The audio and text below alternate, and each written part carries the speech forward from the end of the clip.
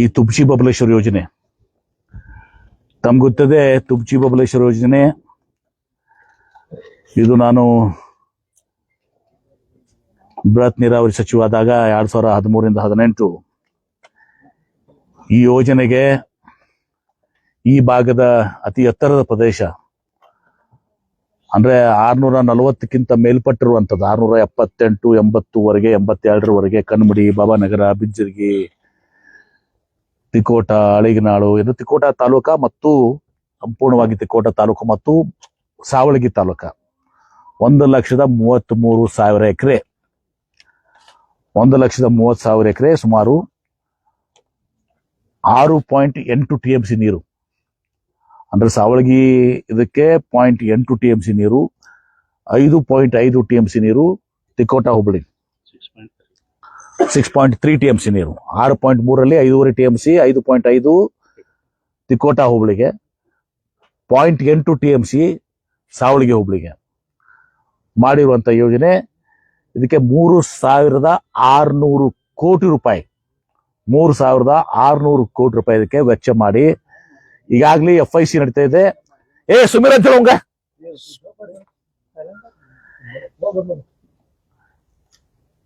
ಈಗಾಗಲೇ FIC ಯೋಜನೆ complete ಆಗಿ ಈಗ ಕೆರೆಗಳಿಗೆ ಹಳ್ಳಕ್ಕೆ ನೀರು ಕೊಡ್ತಾ ಇದ್ದೀವಿ.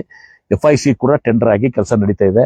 ಇನ್ನೊಂದು 6 ತಿಂಗಳಲ್ಲಿ ಬಹುಶಃ FICಗಳು ಮುಗಿದು ರೈತರ ಹೊಲಗಳಿಗೆ ನೀರು ಕೊಡ್ತೀವಿ. ಯಾಕಂದ್ರೆ ಇದು UKP 3ನೇ ಹಂತದಾಗ ಬರೋದಲ್ಲ.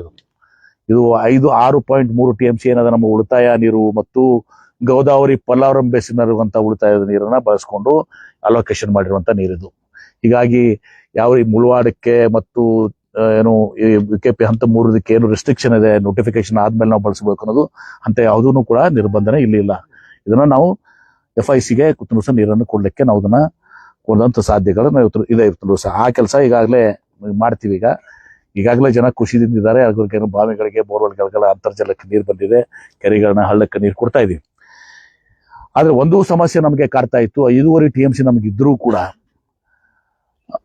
6.3 TMC ಒಟ್ಟು 5 ಇದ್ರೂ ಕೂಡ ನಮ್ಗೇನಾಗಿದೆ, ಮಳೆಗಾಲದಲ್ಲಿ ಮಾತ್ರ ಇದನ್ನ ನೀರನ್ನ ನಾವು ಲಿಫ್ಟ್ ಮಾಡ್ಕೊಂಡು ಈ ಎಲ್ಲ ಇದಕ್ಕೆ ನೀರು ಕೊಡ್ತಾ ಇದ್ದೀವಿ, ಖರೀಫ್ ಕೊಡ್ತಾ ಇದೀವಿ. ಬೇಸಿಗೆ ಕಾಲದಲ್ಲಿ ಇವತ್ತು ರಬಿಗಾಗ್ಲಿ ಅಥವಾ ರಬಿಗಿಂತ ಜಾಸ್ತಿ ಬೇಸಿಗೆ ಕಾಲದಲ್ಲಿ ನಮಗೆ ಈಗಲೂ ಕೂಡ ನಾವು ರಬಿಯಲ್ಲಿ ಕೂಡ ನಾವು FICಗೆ ಹೊಲಗಳ ನೀರು ಕೊಡೋಕೆ ಉದ್ದೇಶ ಇಲ್ಲ. ರಬಿಯಲ್ಲಿ ನಮಗೆ ಈ ಕೆರೆಗಳನ್ನ ಮತ್ತು ಹಳ್ಳಕ್ಕೆ ನೀರು ಕೊಡ್ಲಿಕ್ಕೆ ಇವತ್ತು ದಿವಸ ನಾವು ಆ ಒಂದು ಪ್ಲಾನ್ ಅನ್ನು ಹಾಕೊಂಡು ಈ ಯುಟಿಲೈಸೇಷನ್ ಇಷ್ಟೆಲ್ಲ ಇನ್ಫ್ರಾಸ್ಟ್ರಕ್ಚರು 6.3 TMC ನೀರು 3,600 ಕೋಟಿ ರೂಪಾಯಿ ನಾವು ಖರ್ಚು ಮಾಡಿದ್ದೀವಿ. 1,30,000 ಎಕರೆ ಇವತ್ತು ಸೇರುವಾಗುವಂತಹದ್ದು ಮತ್ತು ನೀರಿನ ಬಳಕೆ ಮಾಡ್ಲಿಕ್ಕೆ ಸಾಧ್ಯ ಆಗಿದ್ದನ್ನ ಇದನ್ನ ಮ್ಯಾಕ್ಸಿಮಮ್ ಯುಟಿಲೈಸೇಷನ್ ಹೆಂಗೆ ಆಗಿ ಮಾಡ್ಬೇಕು ಅಂತ ಹೇಳಿ ನಾವು ವಿಚಾರ ಮಾಡಿ ಮಳೆಗಾಲದಲ್ಲಿ ಏನು ಫ್ಲೋ ಇರ್ತದೆ ಆ ಸಂದರ್ಭದಲ್ಲಿ ನಾವು, ಯಾಕಂದ್ರೆ ಈಗಾಗಲೇ ನಾವು ಬರೀ ಕೇವಲ 2 TMC ಅಷ್ಟು ನೀರು ಯೂಸ್ ಮಾಡ್ತಾ ಇದೀವಿ. ಈ ಎಲ್ಲಾ ಕೆರೆಗಳಿಗೆ ತುಬ್ಚಿ ಬಬಲೇಶ್ವರ ನೀರು ಕೊಡ್ತಾ ಇದೀವಿ. FIC ಆದ್ಮೇಲೆ ಬಹುಶಃ ಒಂದು 3 TMC ವರೆಗೆ ಹೋಗ್ಬೋದು, ಮ್ಯಾಕ್ಸಿಮಮ್ 3 TMC ಹೋಗ್ಬೋದು. ಇನ್ನೂ 2.5 TMC 3 TMC ನಮಗೆ ನೀರು ಉಳಿತದೆ. ಹಾಗಾಗಿ ನಾವು ಮಳೆಗಾಲದಲ್ಲಿ ಅದನ್ನ ನೀರನ್ನ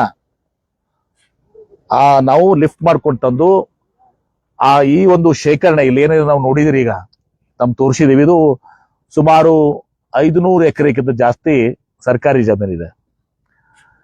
ಇಲ್ಲಿ ಲ್ಯಾಂಡ್ ಎಕ್ವಿಷನ್ ಕಾಸ್ಟ್ ಬರಲ್ಲ. ಲ್ಯಾಂಡ್ ಎಕ್ವಿಷನ್ ಹೋಗಿದ್ರೆ ಇಲ್ಲಿ 35-40 ಲಕ್ಷ ರೂಪಾಯಿ ಆಗಿದೆ ಇವತ್ತು ದಿವಸ. ಇಲ್ಲಿ 35-40 ಲಕ್ಷ ರೂಪಾಯಿ ಇವತ್ತು ದಿವಸ ಭೂಮಿ ಕಿಮ್ಮತ್ತಾಗಿದೆ. ಸುಮಾರು 700-800 ಕೋಟಿ ರೂಪಾಯಿ ಲ್ಯಾಂಡ್ ಎಕ್ವಿಷನ್ಗೆ ಬೇಕಾಗ್ತಿತ್ತು. ಅದು ಒಂದು ಒಳ್ಳೆ ಉಳಿತಾಯ.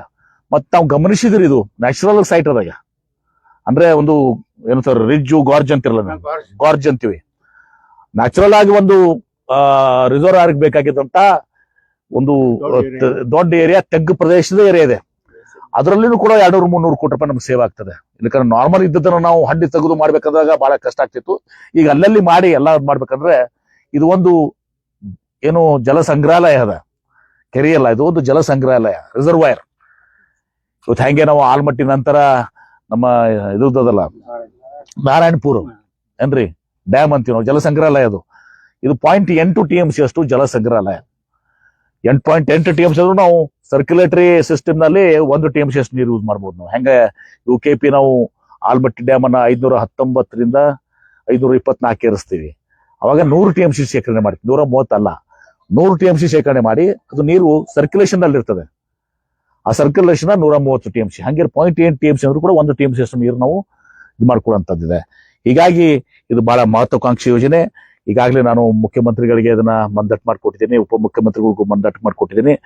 ಈ ಮುಂದಿನ ಬಜೆಟ್ ನಲ್ಲಿ ಇದನ್ನ ತೆಗೆದುಕೊಳ್ಳಕ್ಕೆ ಅವರು ಸೂಚನೆಯನ್ನು ಕೊಟ್ಟಿದ್ದಾರೆ. ಅದಕ್ಕಿಂತ ಮುಂಚಿತವಾಗಿ ಇವತ್ತು ನಾವು ಇಲ್ಲಿ ಭೇಟಿ ಕೊಟ್ಟಿರುವಂತಹದ್ದು ನಮ್ಮ ಚೀಫ್ ಇಂಜಿನಿಯರ್ ಮತ್ತು ಹುಗ್ಗಿಯವರು, ಆಮೇಲೆ ನಮ್ಮ ಎಕ್ಸಿಕ್ಯೂಟಿವ್ ಇಂಜಿನಿಯರ್ ಎಲ್ಲರೂ ಕೂಡ ಇವತ್ತಿನ ದಿವಸ, ನಮ್ಮ ಸೋಮನಾಥ್ ಸಾಕು ಅವರು ಎಲ್ಲರೂ ಕೂಡ ಇವತ್ತಿನ ದಿವಸ ರೈತ ಮುಖಂಡರು ಎಲ್ಲ ಇದ್ದಾರೆ.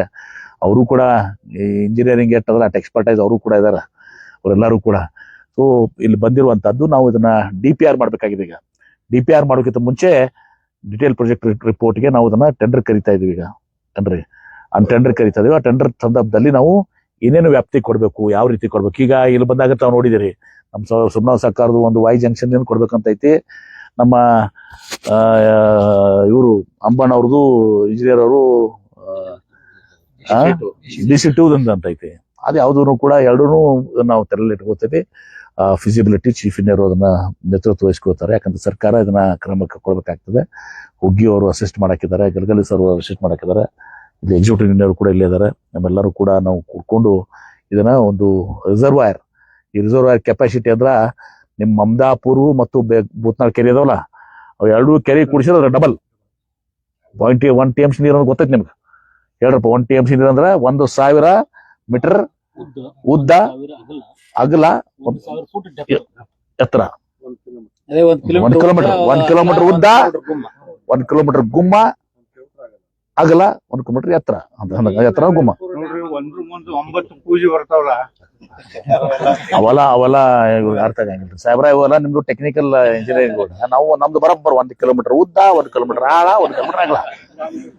ನಮ್ದು ಸ್ವಲ್ಪ ಆಡು ಭಾಷೆದಾಗ ಹೇಳ್ಬೇಕಾಗ್ತದೆ, ಜವಾರಿ ಭಾಷೆದಾಗ. ಒಂದ್ ಕಾಲಕ್ಕೆ ಆಗೋದಿಲ್ಲ ಅಂತಕ್ಕಂಥ ವಿಚಾರ ಅದು ಯಾಕೆ ಅಂದ್ರ ನೋಡಿ, ಎಲ್ಲದ್ರ ಹಿಂದೆ ಸಿದ್ದೇಶ್ವರ ಮಹಾಸ್ವಾಮೀಜಿಯವರು ನಾನು ಇವತ್ತು ಸ್ಮರಣೆ ಮಾಡ್ಬೇಕಾಗ್ತದೆ.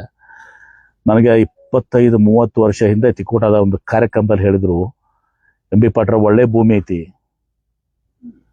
ಒಳ್ಳೆ ಬಿಸಿಲು ಕೊಟ್ಟನ್ ದೇವ್ರು. ಒಳ್ಳೆ ಬಿಸಿಲು, ಕೆಟ್ಟ ಬಿಸಿಲಲ್ಲ, ಒಳ್ಳೆ ಬಿಸಿಲು ಕೊಟ್ಟನ್ ದೇವ್ರು ಏನ್ರಿ. ಆದ್ರೆ ಈ ಭೂಮಿಗೆ ಒಂದು ಬೊಗ್ಸಿ ನೀರು ಕೊಡ್ರಿ. ಯಾಕೆ ಅವ್ರು ಹೇಳಿದ್ರು ಅಂದ್ರೆ, ಇಲ್ಲಿ ಬಾಬಾನಗರ, ಕನ್ನಂಬಡಿ, ಬಿಜ್ಜರ್ಗಿ ಎಲ್ಲಾ ಭಾಗ ನಾವು ಒಂದು ಬೋರ್ವೆಲ್ ಹೊಡೆದ 10 ಬೋರ್ವೆಲ್ ಹೊಡೆದ 1 ಬೋರ್ವೆಲ್ ಸಕ್ಸಸ್ಫುಲ್ ಆಗಿತ್ತು. 2 ಇಂಚ್ ಅದು. ಆ 2 ಇಂಚ್ ಬೋರ್ವೆಲ್ ತಗೊಂಡು ಡ್ರಿಪ್ ಮಾಡಿ ಒಂದು ಹೊಸ ದ್ರಾಕ್ಷಿ, ಐತಿಹಾಸಿಕ ಭಾರತ ದೇಶದಲ್ಲಿ ಪ್ರಸಿದ್ಧವಾದಂತ ದ್ರಾಕ್ಷಿಯನ್ನು ಬೆಳಿತಿದ್ರು, ದಾಳಿಂಬ್ರೆಯನ್ನು ಬೆಳಿತಿದ್ರು. ಹೀಗಾಗಿ ಅವರ ಮಾದಾಶೆ ಏನಾಗಿತ್ತು ಅಂದ್ರೆ ಇದು ಬೊಗ್ಸಿ ನೀರು. ಆದ್ರೆ ನಮ್ಗೆ ಇದು ಕಷ್ಟ ಸಾಧ್ಯ, ಅಸಾಧ್ಯದ ಕೆಲಸ ಆಗಿತ್ತು. ಯಾಕೆ ಅಸಾಧ್ಯದ ಕೆಲಸ ಅಂದ್ರೆ, ಇದು ನಮ್ಮ ಯಾವುದೂ ಯೋಜನೆ UKP 3ನೇ ಹಂತದಲ್ಲ. ಕೃಷ್ಣ ನಾಯ್ದರ್ನ ತೀರ್ಪು 2 ಏನು ಬಂತು, ಬ್ರಿಜೇಶ್ ಕುಮಾರ್ ತೀರ್ಪಿನಲ್ಲಿ ಇದು ಯಾವುದು ಇದು ಇರಲಿಲ್ಲ. ಯಾಕಂದ್ರೆ ಯಾಕೆ ಇರಲಿಲ್ಲ ಅಂದ್ರೆ ಕಾರಣನೂ ಕೂಡ ಇದೆ. 640 ಮೀಟರ್ ಮೇಲೆ ಇರ್ತಕ್ಕಂಥದ್ದು, ಅದು 640ಕ್ಕೆ ಮುಗಿದು ಬಿಡುತ್ತೆ. ಮುಳವಾಡಿ ಹತ್ತು ನೀರಾವರಿ ಅಂದಲ್ಲ, 646 ಅಲ್ಲಿಗೆ ಮುಗಿದುತ್ತದೆ. ಇದು ಬಾಬಾನಗರ, ಬಿಜ್ಜರ್ಗಿ, ಕನ್ನಂಬಡಿ, ತಿಕೋಟ ಇದೆಯಲ್ಲ ಅತಿ ಎತ್ತರ ಪ್ರದೇಶ. ಇದು ಬಿಜಾಪುರ ಜಿಲ್ಲೆಯ ಗುಡ್ಡ ಪ್ರದೇಶ. ಇದು 678 ಅಲ್ಲ ಎಷ್ಟು ಇದು ಕನ್ನಂಬಡಿ ಸೋಮನ ಸೌಕರ 682 ಅಂದ್ರೆ ಮುಳವಾಡಿ ಹತ್ತಿರ 42 ಮೀಟರ್ ಹೆಚ್ಚಿಗೆ ಇರುವಂತದ್ದು. ಹೀಗಿದ್ದು ಅಸಾಧ್ಯದ ಮಾತಿತ್ತು. ಅದೇನೋ ಒಂದು ಸಿದ್ದೇಶ್ವರ ಮಹಾಸ್ವಾಮೀಜಿಯವರ ಪ್ರೇರಣೆ, ಅವರ ಆಶೀರ್ವಾದ, ನನ್ನ ತಂದೆಯವರ ಆಶೀರ್ವಾದ, ಎಲ್ಲರ ಆಶೀರ್ವಾದ, ಇವತ್ತು ದಿವಸ ದೇವರ ಆಶೀರ್ವಾದ. ಇದರಿಂದ ಇದೇನೋ ಅಸಾಧ್ಯವಾಗಿದ್ದು ಸಾಧ್ಯ ಆಗಿದೆ. ಆ ಬೊಗ್ಸಿ ನೀರು ಇವತ್ತು ದಿವಸ ಸಾಧ್ಯ ಆಗಿದೆ. ಸಿದ್ದೇಶ್ವರ ಮಹಾಸ್ವಾಮೀಜಿಯವರು ಏನು ಬೊಗ್ಸಿ ನೀರು ಕೊಂಡಿರಲ್ಲ, ಬೊಗ್ಸಿ ನೀರು ಇವತ್ತು ಸಾಧ್ಯ ಆಗಿದೆ.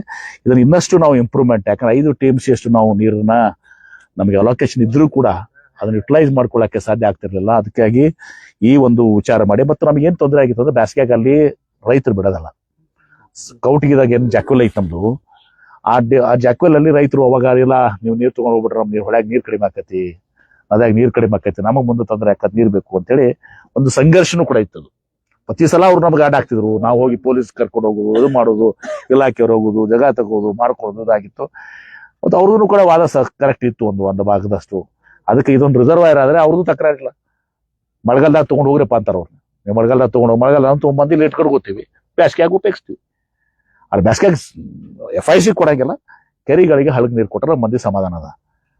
ಸೊ ಅದು ಆ ಉದ್ದೇಶದಿಂದ ಇವತ್ತೊಂದು ದಿವಸ ಬಂದಿದ್ದೀವಿ. ಇದನ್ನ ಉಳಿದಂತ ವಿಚಾರಗಳನ್ನ ಯಾರು ಟೆಕ್ನಿಕಲ್ ಏನಾದ್ರು ಬೇಕಾಗಿದ್ರೆ ಅವರು ಅಲ್ಲ ಸರ್, ಅಂತರ್ಜಲ ಮಟ್ಟ ಅಷ್ಟೇ ಕಾಪಾಡ್ಕೊಳಕ್ ಮಾತ್ರ ಬಳಕೆ ಆಗ್ತದೆ. ನೋಡಿ ನಾವು FICಗೂ ಬಳಸ್ಕೋಬಹುದು. ಮುಂದೆ ಅದನ್ನ ಯಾವ ರೀತಿ ನಮ್ಗೆ ಆ ನೀರು ಎಷ್ಟೈತಲ್ಲ ಆ ಕೆಪಾಸಿಟಿ 0.8 TMC ನಾವು ನೀರು ತಗೊಂಡಿರ್ತೀವಲ್ಲ ಅದನ್ನ ಅಂತರ್ಜಲಕ್ಕೂ ಬಳಸ್ಕೋಬಹುದು, FICಗೂ ಕೊಡ್ಬೋದು.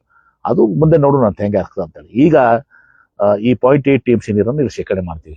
ಮತ್ತೆ ಈಗಾಗಲೇ ಏನ್ ಕೆರೆಗಳದಾವಲ್ಲ ಈಗೆಲ್ಲ, ಈ ತುಬಚಿ ಬಬಲೇಶ್ವರ ಕೆರೆಯಾಗ ನಿಮ್ಗೆ ಇಟ್ಟಲ್ಲ ಬಹಳ ದೊಡ್ಡ ಪ್ರಮಾಣ ಅನ್ಸುತ್ತೆ ನಿಮ್ಗೆ. ಇದೆಲ್ಲ ಕೂಡಿ ಇರುವುದೇ 0.25 TMC. 31 ಕೆರೆ ಕೂಡಿ 0.25 TMC.